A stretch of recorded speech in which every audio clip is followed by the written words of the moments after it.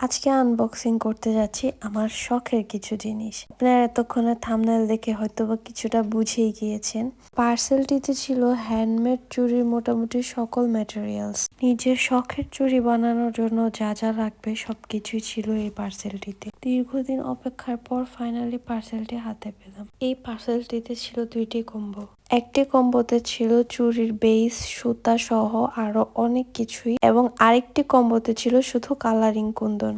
চুড়ি পরতে পছন্দ করে না এমন মেয়ে আসলে খুঁজে পাওয়া কঠিন। প্রত্যেকটা মেয়েরই চুড়ির প্রতি আলাদা একটা দুর্বলতা আছে, তো সেই দিক বিবেচনা করে মূলত আমি এই প্রোডাক্টগুলো অর্ডার করেছি এবং এইগুলো আনবক্সিং করতে আমার অনেক বেশি ভালো লাগছিল।